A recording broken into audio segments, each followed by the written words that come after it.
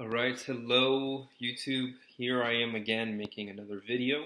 It's ya boy,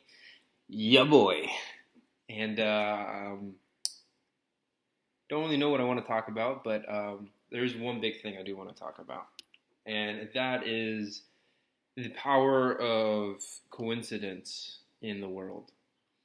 Um, I think a lot of humans have been working on this question or this rather phenomenon for quite a long time.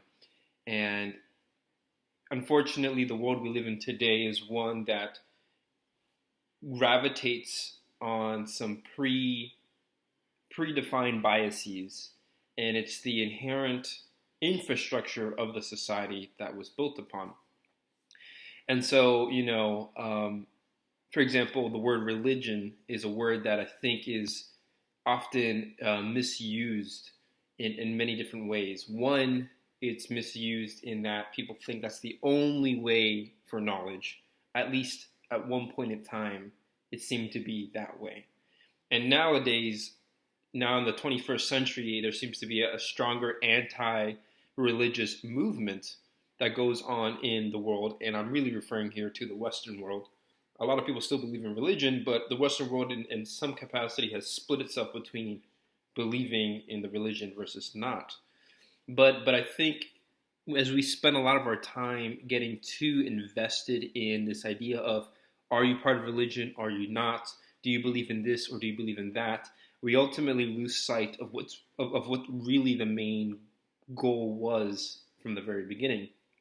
Um, and that would be one of seeking truth. Simple as that. If you're a man of God or a woman of God, you are seeking truth. That is your mission, is to seek truth.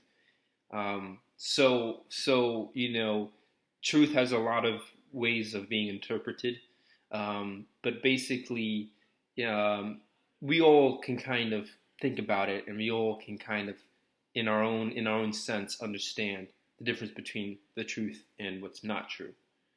And it takes a lot of humility and it takes a lot of self honesty for that to really happen. It's a conversation that we all need to have with ourselves when it comes to seeking the truth, because often it's ourselves that kind of get in our own way when it comes to that. One could say our egos can sometimes be the reason for why we refuse to believe in certain truths or the truth. So, not to make a long two-story rant about this idea, um, I just want to talk about this powerful phenomenon which I am more and more encountering in my own personal life, and it's the phenomenon of coincidence. I'm a mathematician at heart. I love physics.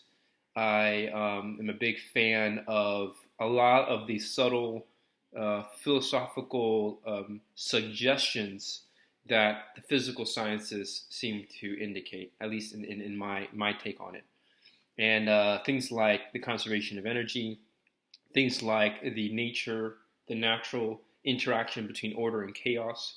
These are some universal phenomenon that seem to dominate the universe, and they also seem to be dominating my life as well. And so, the one thing that I find to be arguably the coolest and arguably the most bizarre phenomenon that I've encountered as a human being that happens time and time again is this phenomenon of coincidence, which is that sometimes the timing of things is so bizarre that it almost seems impossible that they should even occur, yet they still occur. And I think a lot of people in other eras sometimes call these moments miracles. That's definitely something that is kind of used quite a bit, is that term. It's a miracle. A lot of people don't believe in miracles, and that's totally fine. This is not really a conversation as to whether or not they are that. What seems to be real from my point of view is that there seems to be this thing of coincidences taking place. And the only time I'm really able to ever really notice them is when I am quiet.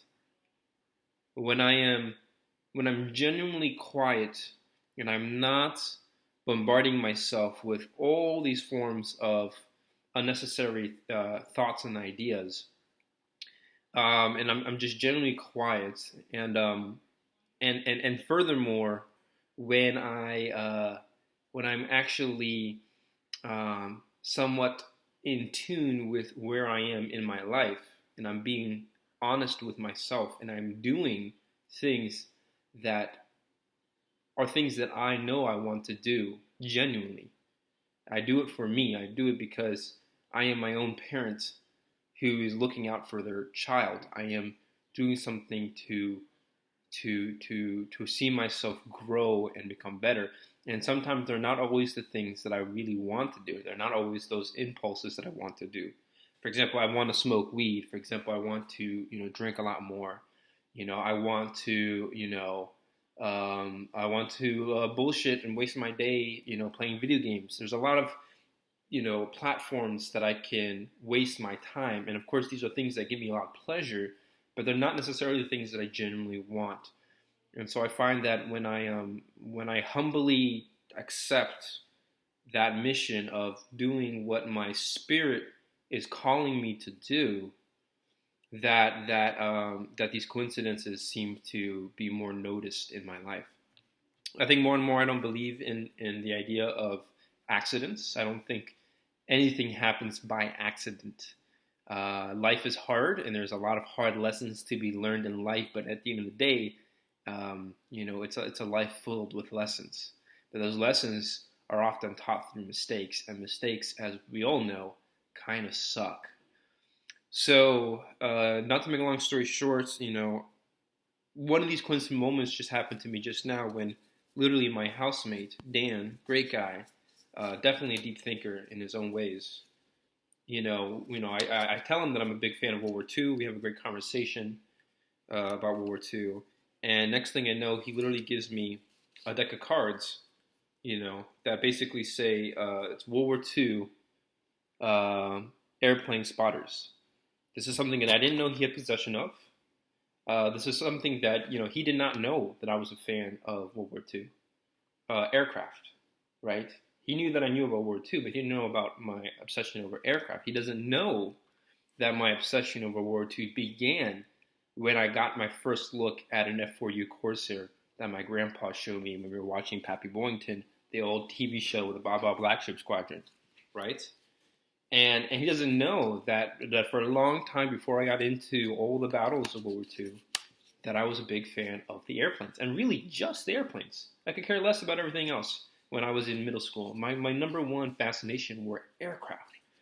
And not just any aircraft, they had to be World War II aircraft.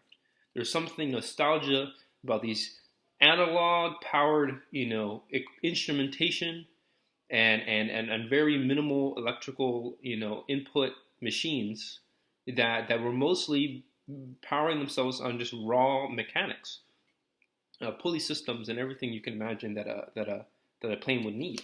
There was very little electricity in these aircraft, and so I find that the fact that he gave me this deck of cards, as I'm watching this video by Robert Kiyosaki, who, he's giving he's spitting some bars and sharing knowledge on how to deal with the new world. It's a brave new world.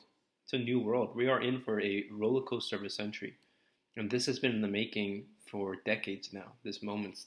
I mean, the amount of selfishness and just nastiness that our civilization has been doing amongst itself, towards itself for decades now, it seems to be catching up. So karma seems to be a big part of this. I call it the conservation of energy, but you can call it karma too. It's the energy is preserved, emotional energy, if you want to call it that.